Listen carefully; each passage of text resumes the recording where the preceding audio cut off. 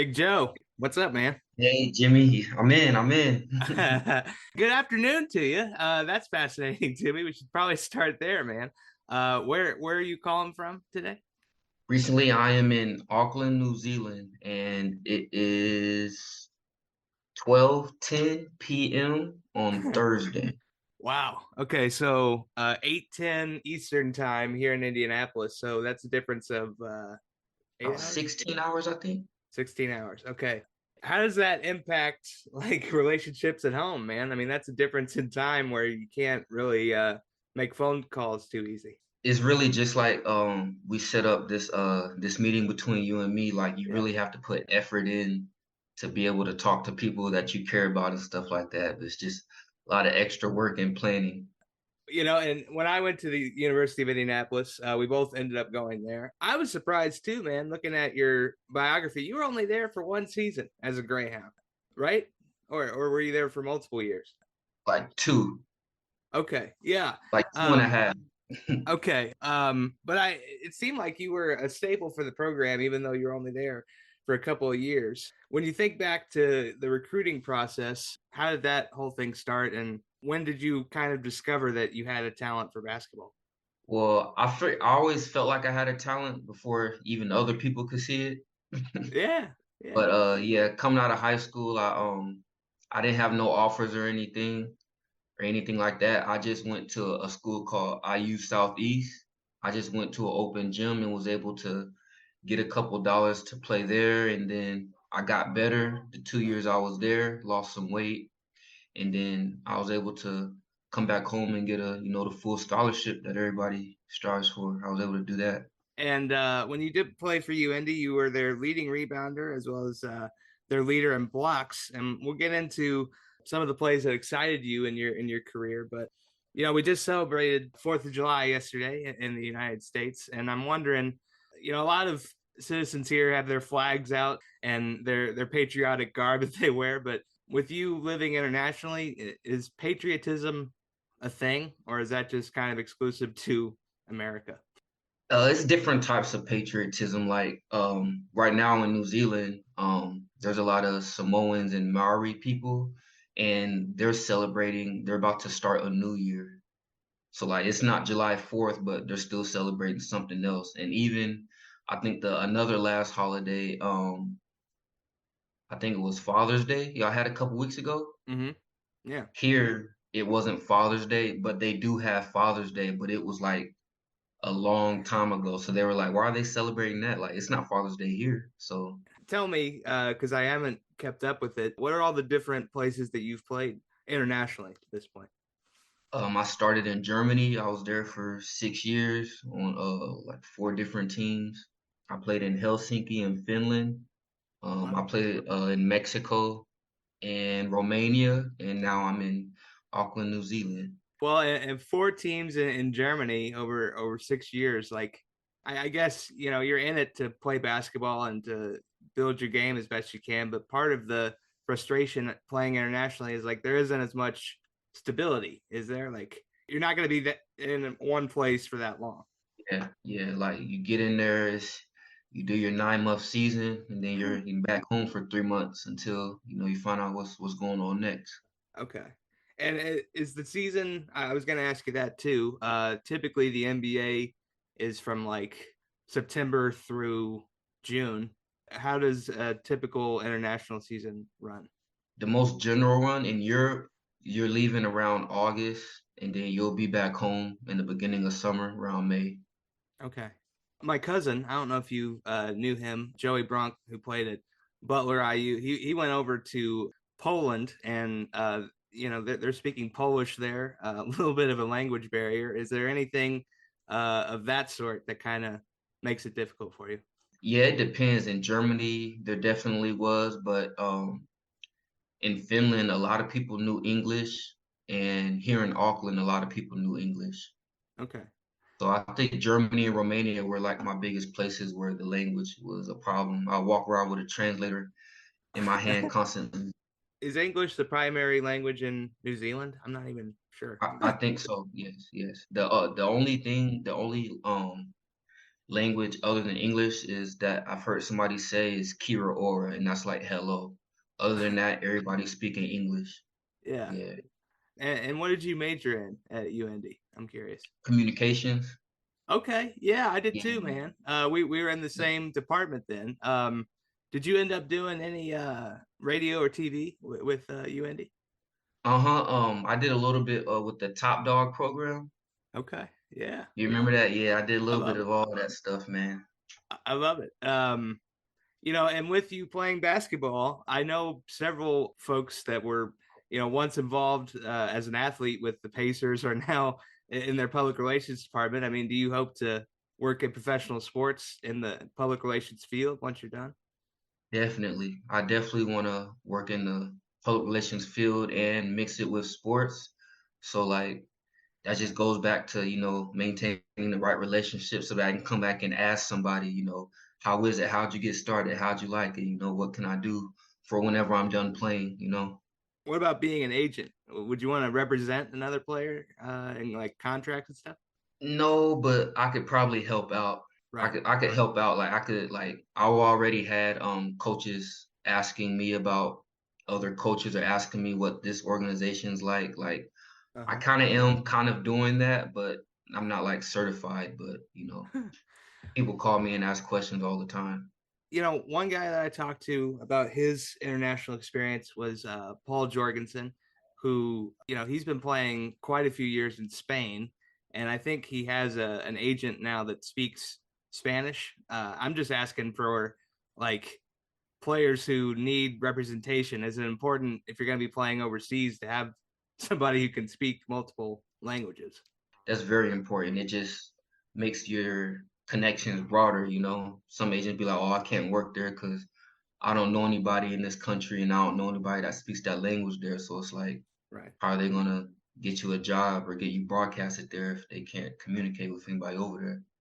I was thinking too, like sometimes American teams, folks that speak perfect English, have a hard time communicating and getting things to go right on the floor. Does the language barrier ever impact like execution on the floor or lack of communication with plays? From my time in Europe, if a coach didn't know like perfect English, he knew broken English. So like Yeah. he'll be like, they'll say, "Let's make photo." Like that's not how you say, "Let's take a picture." People say, "Let's make a photo," but like what they're saying, but it's not the proper. But it's uh, like that. I've only had one coach who knew no English, and we needed a translator. That's only happened one time for me. okay. Well, and I'm thinking of this too, man. I sort of stand out with being 5'4" and having a walker to get me from point A to point B. How tall are you, Joe? I forget. 6'6". 6'6". So you probably stand out when you go out in public amongst Sure. the people. I mean, is that ever awkward, like walking among the common people and being stopped in the street for being tall? It kind of used to be, but Yeah, now I'm kind of used to it. Like I know why they're staring, but I don't feel weird about it. I just say hello, let them know that I can talk to. right, right. It's Yeah. only weird if they're just staring and don't say nothing. Then it's like, but I'm used to it now. Are you recognized? I mean, do folks ever ask you for an autograph when they see you out in public? Yeah, it happens at the most random times. When you were coming up at UND or as a young kid, did you practice your signature, have the right autograph and all that? Yeah, yeah. I did. I think I did some at UIndy, but definitely more as a pro. Like we have whole autograph session where we just sit at a table and fans just come. Right. Um, you did play for Stan Gerard, who was a phenomenal college basketball player in his own right, playing for Bruce Pearl. And what was he like in practice, Coach G? I loved it. Like he was a real players coach. Like Yeah. we did a lot of competitive stuff. The whole setup, I really liked it. Some coaches just put you on the line and run, but he when I say players coach, like as you said, he was a player, so he knew what we liked and disliked, and he set everything up to make us feel good and everything. And he's the type of guy that you want to go out there and play hard for. He was always a guy that I loved talking to with the radio too, because he was a communication major. I Mm. understood the demands of that, but he looked like he was in playing shape when I was a commentator. Did he ever join y'all and like run plays with you? Not as frequent, but yeah, when I think I say holidays, and like when we were just having fun, we'll just come to practice and play against the coaches and then leave. So Right. they would need a lot of time to heal before each time we did that. So that's how that worked. Well, and one frustrating thing I would think, because you were a post player mostly, right? Like it has to be difficult to play that spot when you don't have a point guard that you have a good relationship with. Like, how important is it to establish a good relationship with your point guard if you're a post player?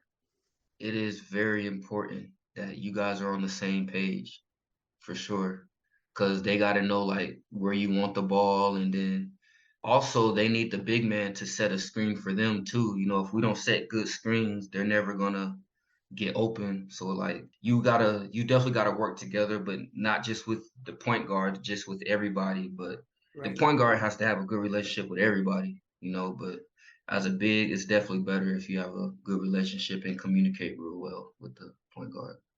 Well, and you can't throw it to yourself. Like, is it ever frustrating when you had a perfect pick and roll, or you're right there and the point guard just misses you? Like that has to be a little frustrating on your end. Yeah, if you have a point guard who takes 20, 30 shots a game, like nobody's gonna get a chance to shoot. You know, he's not passing, he's shooting it every time. Yeah. Definitely.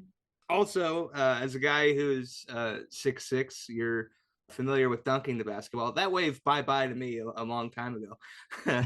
But when you think back to the first time that you dunked it, like what was that feeling like? Your first dunk? Wow. My first dunk, I was a sophomore in college. I just couldn't believe I did it. Like I jumped to dunk it, and then both my hands touched the rim, the ball went through, and because I used to be like 300 pounds, so like people could tell like I was losing weight and working on my legs, so they just seen me. I was like, oh, Joe just dunked it. So then I did it outside of practice. Then in a game, my first dunk, it was actually a tip dunk. That was my first dunk in a game, so that was the most memorable. And they're like, wow, he just did that. Well, and you mentioned you were 300 pounds. I had to drop a lot of weight. What was the key to dropping weight? Just eating the right food and running. You know, you run a lot in college practices and in the weight room. So just the schedule I was on as a college athlete, you're not gonna be too heavy. You know what I mean? It can be easy to get in shape with Right. everything they have you doing. One guy that I know struggled with his weight early on because he talked about getting drafted by the 76ers and that they almost passed on him. Mm. But Charles Barkley talked about his struggle with weight. And was there a certain point where you're like, I can't lose any more weight? Like, this is where I need to be. Like, what's your typical playing weight? My typical playing weight, Yeah. it's around like 230 and 240. Okay. Probably best for me because I can't get so skinny because again, I'm a big man. So if I lose a whole bunch of weight, you know, I'll just be getting pushed around a lot under the rim, you know. So Yeah. I gotta stay solid, you know. Have you ever done yoga as a exercise method? Yeah, I do a lot of hot yoga. I love it. Okay. Yeah. Yeah. I don't know if you're into professional wrestling. Watched that as a kid, but Diamond Dallas Page, professional wrestler from WCW, did his own program, Diamond Dallas Page Yoga, and I think a lot of guys think of yoga as being kind of not necessarily the most masculine thing, but Mhm. it's a low impact thing that you should probably try. I think it'd be good for you to try. Yeah. Yeah. It's the best program I've ever seen. Did you watch professional wrestling? I've asked a lot of former athletes this. Mhm. That's one of my favorite things to watch now. Yeah, I was a big Goldberg, Kevin Nash, All right, and yeah, yeah, and Rey Mysterio Jr. Those are some of my favorites. okay. And I know that you're a fan of Limp Bizkit. We talked about that before the show. Yeah, man. Yeah. I was thinking about Undertaker. He had Limp Bizkit's "Rollin" as his theme music when he would come Mhm. out. And do you have a favorite Limp Bizkit song? Um, a lot of them from the Significant Other album, you know, like that was I guess their classic album, you know. Mhm. My favorite would probably be either Nookie or Break Stuff. You might hear that in a pregame playlist for sure to get me amped up and ready. I wore my MTV shirt for you because we were we were gonna. TV. I do have a quick Woodstock '99 story. MTV was there, and the buddy that I worked for, Noel Castler, he so Fred Durst goes out there and does his thing and causes chaos, and then like a couple weeks after that whole thing went down at Woodstock '99, my guy went up to Fred Durst and was like, "Hey, you were a real dick by doing that, and you got people hurt." And he was just wanting Fred Durst to hit him. Like, come on, dude, I will own you. But hell on earth for anybody that wants to watch the Woodstock '99 documentary. That's one to check out. Joe, did you come from a athletic family? My sisters played like not collegiately. No, they played in high school, but a lot of people do. But as far as collegiate and being a pro, I'm the only one. Okay, cool. Yeah. My parents were, my dad was a musician, and then my mom was a published author. So no surprise that I went into communications. Um, Mm. what did your parents do for work? My mom works at the Child Development Center, and my dad retired from the Army. Okay, wow. Yeah, retired. Yeah. Um, so was Yeah. your dad a real like disciplinarian, being in the army and stuff? Yeah, yeah, you could say that. Yeah, very, very stern, you know. um, as far as players that you watched as a kid, who are some of your favorite players? Rasheed Wallace. Okay. That's kind of the reason why I wore the number 30 or 31. Him and the Detroit Pistons was one of my favorite teams growing up. Wow. All right. See, I'm a Pacers fan, so like Malice in the Palace. That's what I Yeah, think of when I think of Rashid.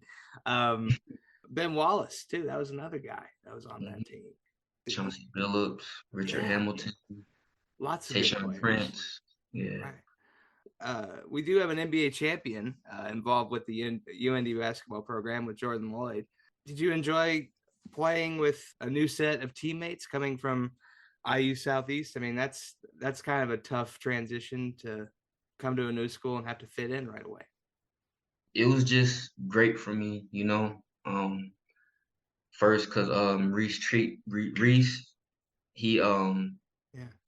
the point guard, you know, we live together, and you know he's like a big brother to me. You know him and B Mac, yeah, Right. those were my guys, man. Those still my brothers. I talk to them a lot to this day. So Right. that team that I was able to come into, the vibe and the different people, it was good for me that I met those people. Is Brendan McElroy still playing professionally? No, no, no. He did a couple years in Japan, but now he's not playing anymore. That guy could do everything. He was unbelievable. Like, Yeah, um, and as far as like the European style, I think that the NBA has finally picked up a faster pace and more 3-point shooting. But what kind of skill set does it take to be a professional player now in any league? you definitely gonna have to shoot these days. And even the big man, like back in the day, if you were a big man, you could just be under the rim and dunk the ball and be okay. But like Jokic nowadays, like the big man can get the ball and they're expecting everybody to make the right decision with the basketball. You know, like Jokic, like pass it, dribble it, do. Now the big man has to do more these days Mm-hmm. for sure. Are you somebody that, I mean, typically when you get the ball, it varies depending on the play, but what's your typical mindset when you get the ball? First to score. Yeah. First things is score, and then look at the defense. But then if I don't have an open shot or like I don't need to make a move, it's early in the shot clock. I just make the right play, keep the offense flowing. You know. Well, and uh, how does the playoff structure work? Because is it tough with morale to keep going if you're on a losing streak? I can't imagine that's easy. Yeah, it is like the team morale will definitely be down if you're on a losing streak. But you can get out of that with a win and just having the positive mindset. You know, if you come to practice, oh, we lost, da da da da, Uh-huh. it's gonna make the whole 9 months more draining than it already is from being away from your family and all this. Right. But if you just stay positive, stay in the routine of working hard, you know, you're gonna get wins and you're gonna be able to get out of that hump. One thing that you're known for, man, I know this. It's rebounding and defense, and I don't care how perfect your technique is. How much of that is like attitude? You know, I'm gonna get the ball. I'm gonna defend this. I just take it personal because I am a big man, but one of my skills is that I can move laterally real good. So like when like coaches, they like that I can guard the 5 man and I can also switch onto a point guard and keep them in front of me. I'm not a liability. Right. So I just take it personal every time I guard a guard. It's like, no, it's not a mismatch. Like maybe against another guy, it'll be a mismatch, but Right. I'm a big man. You're not gonna get by. So pass the ball. What's a play that excites you, Joe? A play that excites me, Yeah. it'll have to be probably it'll have to be late in the fourth quarter and you just make a big play. It don't matter what the play is, it just gotta be a big play. It can be a steal, a dunk on somebody to take the lead, or a 3-pointer that you needed. Just any type of big play where the crowd goes crazy. It ain't gotta be a specific thing, just crowd Right. gotta go crazy. That made the crowd go nuts and your team won or something. You know, one athletic accomplishment that I would like to do one time in my life, just one damn time, would be to convert on an alley oop. Have you ever done that before? Mm-hmm. Yeah. I probably caught a couple alley-oops, but not a lot. I've dunked the ball a lot, but alley-oops, you got to be a real leaper for that. Yeah, Yeah. but I've caught a couple. Okay. Cool, man. I asked Martha Burst this. LeBron James hasn't gone into a dunk contest, but who are some of the best dunkers in the NBA that you've seen? Well, I'm gonna go back to one of my other favorite players. His name was Josh Smith. Yeah. He won the dunk contest Right. 1 year. Yeah, and when he was on the Hawks, he was just one of my favorite dunkers growing up and watching. He'd just take his left hand, take it all the way to the back like a slingshot and dunk it. Uh-huh. That's one of the ones right there for me. And I think if I remember right, he was supposed to go to IU and then backed out and then just went to the NBA straight out of Yeah, high school. So, said big college. uh, are you paying attention to the free agency stuff going on in the NBA? You seeing what's going Yeah, teams have been making some pretty on? good moves. I can't wait to see them start playing Yeah, already. yeah, man. What team do you think has gotten better after free agency? The Lakers, when they got Gabe Vincent from the Heat, he had a really good playoffs. I want to see how he fits in with the Lakers. Chris Paul on the Warriors, I want to see how that's going to go. And then Dame Lillard requested a trade. I want to see how that's going to work out Yeah, where he goes. So boy. Damian Lillard's one of those guys that you just forget about. Like he's so good, but because he's played in Portland, like you yeah, don't think about him all the time. yeah, The thing that kills me though, man, like the 12th man is making $4 million. Like, did you see the contract that Van Fleet signed? What was it? 130 million for 3 years, something like that. yeah, something like that. Yeah, Um, but yeah. eh, the reason I ask, and you don't have to get into specifics, like you're compensated well, but it's not anywhere near that, is it? No, no, no, Yeah. nothing nowhere near that. No. Typically, and I've heard this with folks who have been overseas. Don't teams pay for your apartment, car? Whatever's left is ultimately what you get to keep in your bank account. Yeah, basically, you got your phone bill and groceries and gas. Okay. Yeah. Yeah, so you really gotta save your money, or you won't have no. Like, I can't Okay. crazy. Well, and see, that's another thing I would worry about: financial literacy. Is there anything of that with your team of how to handle finances? No, it's all me wanting to know the information for myself. The team really Okay. hasn't had anything set up, but like I've had different teammates that you can talk about things like that with, or Okay. like you can ask around, and people talk to you, but as far as the team just putting you in something, no. Okay. Yeah. Yeah. So I mean, the thing is, man, on top of being a professional ball player, you got to manage finances, manage the household. But did you ever have any injuries throughout your career? Yes, I had a few that would kept me out for a couple games, but nothing that I had to have surgery to come back from. Okay. So I've been blessed that my knees are still good at 30. But the worst one I probably had was my Achilles. I probably missed like Yeah. 7 games, But no and it was like, surgery. yeah, no surgery. It healed on its own in a couple months, and it's fine. So And I mean, as far as like handling injuries, like pain medication and drinking wasn't an issue with you. I mean, you can fall into that trap real easily. I feel like if you're a yeah, player. yeah. You talking about pain pills, like to get through the Yeah, pain? and just yeah, being able to play through stuff too, probably. Yeah, yeah. Even in college, I played through some stuff, but as a pro, they have their medicines. You can take a pain pill, ibuprofen for a game, or Right, get some cortisone or something. But you try to stay away from it because if you do use it a lot, then you'll depend on it. So right. And I always ask about this because it's a important aspect to life. Um, I imagine you do a lot of cooking, but fast food, does it taste better overseas than it does here? yeah, the McDonald's is better. McDonald's That's is definitely better. But I do a lot of cooking. I love to cook. But yeah. what's your favorite stuff to make, man? Um, my favorite dish is like mixed vegetables. I'll put green beans, chop some carrots, some mushrooms, and stir fry it, Oh man. and then with some salmon or some baked chicken. Like it's good to me every time. Like I can eat that a lot, All right. like 4 or 5 days a week, the whole week. Uh, if you got a cheat meal, what's that? What's your cheat meal? Cheat meal? Mm, A lot of choices. yeah, probably like some cheesecake All right. or anything fried. Some fried chicken or anything fried or like some cheesecake, some dessert. Okay. Pre-game meal, is it the same or does it vary? It varies. Sometimes we have team dinner, so the pregame meal most of the time is with the team, so it's whatever they give us. And most of the time it's like some vegetables or some pasta or some chicken and steak, a lot of carbs so that we can go burn the energy in the game, a lot of stuff like that. Hmm. Hmm.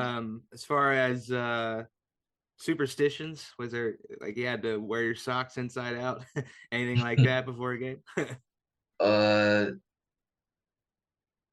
no superstitions, just like a routine that if the routine isn't the same, like you want to sit on the same spot on the bus or you have a certain stretch routine that you do to get your body right, certain things like that I like to get done, or I'll be like, oh, it's because I didn't stretch. It's because I didn't, yeah, Right, it gets right. like that.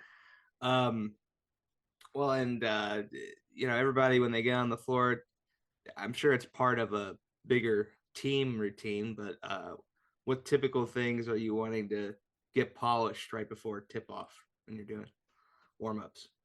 Just my shot, make sure my arms, make sure everything feels good, my knees, get everything warm, and then just making sure my mind is clear and focused with my headphones on after a good nap. Just make sure I'm ready. Okay, yeah. What what things bring you peace and get you to a point where you're kind of in the zone and ready to play? Just being in the gym, seeing the fans, smelling the popcorn, just gets you in that vibe. That's about that time to play. And with I always ask about free throws too. So like what's your routine at the line?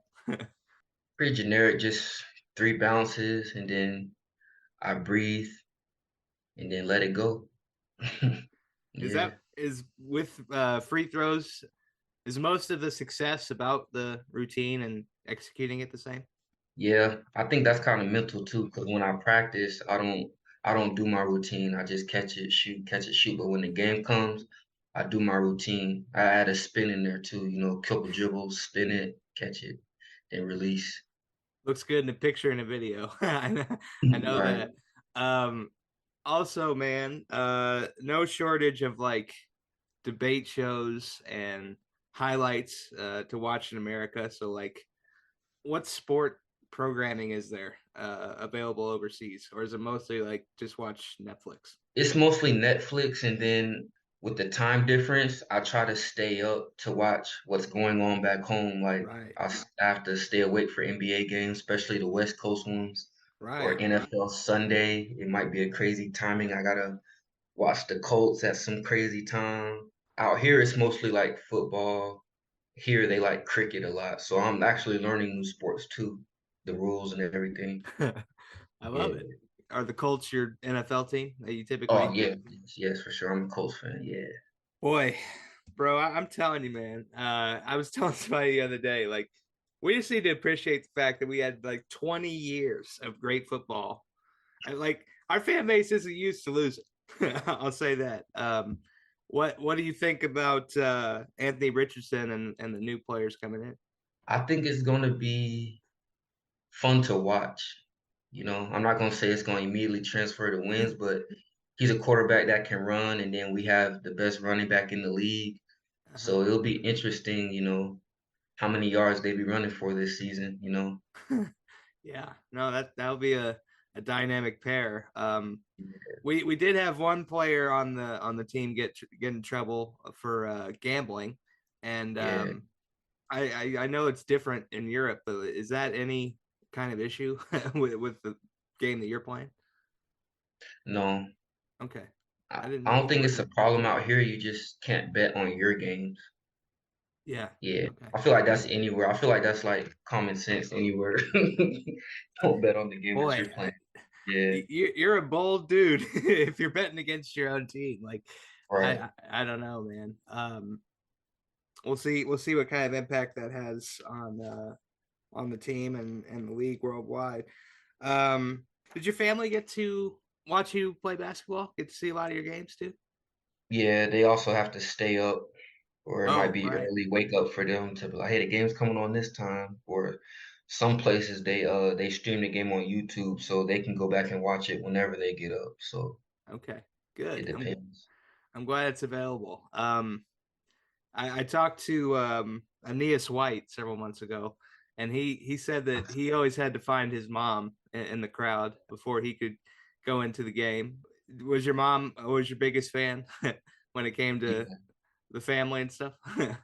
yeah, for sure. Like even on cause she can't be where I'm at, but like on social media, she'll be the first one under their page. Go, go, go. This is this. Yeah, She's definitely the biggest fan online. I love it, man. Um, a lot of athletes that I know are very, like you said, routine oriented, and it's sort of like a fish out of water when they don't have their sport to play. Did it feel like you kind of lost a job when your time with UND was over and you were looking for the next opportunity? Yeah, it was like some dead space, but I knew that I was gonna go play somewhere in August. So it's just what am I gonna do until then? Just Mhm. gotta make sure I stay ready and available. Yeah, as far as future ambitions, how many years have you been playing professionally now? This will make my ninth year. Yeah. Wow. Okay. How long are you wanting to play?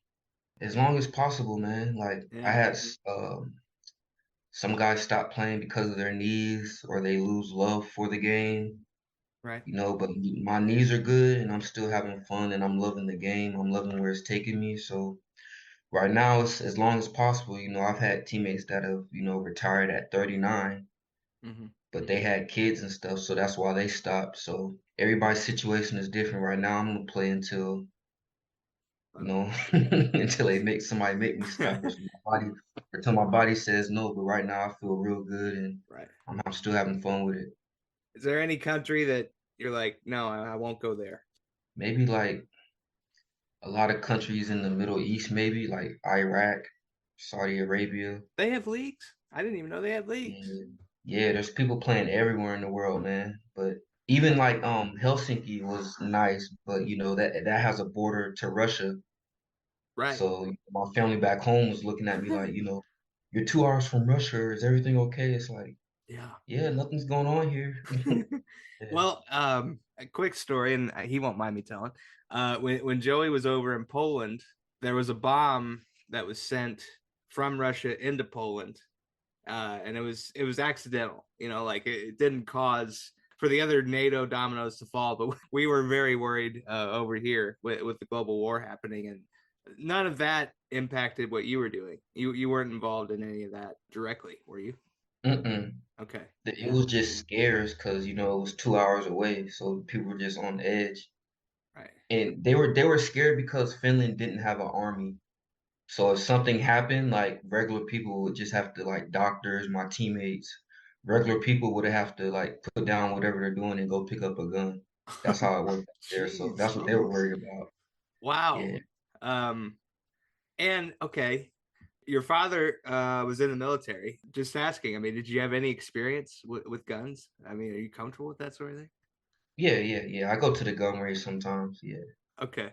So, yeah, God, I just can't imagine having to stop whatever I'm doing and defend it, man, gives you yeah. context. If they would have had to, I would have been on a flight home. Good. Yeah. Get your Yeah, passport, get the hell back to US soil. I would have Uh, been gone. um, hey man, let's wrap up on life lessons that most important life lessons you've been able to gather from being a basketball player. Just realizing that no matter what you're going through, like things aren't as bad as they might look in that moment.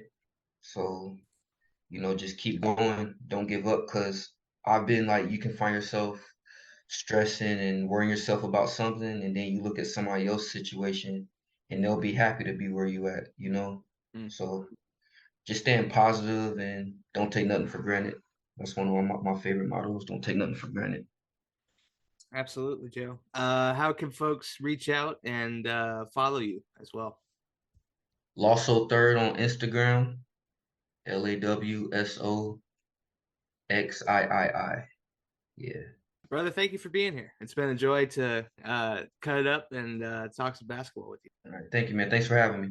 All right, folks, to hear this episode again, you can head over to linktree.com/JBK on air. You can also get the podcast anywhere that you podcast by searching my initials, JBKONAIR. And until next time, have a great day and a better tomorrow.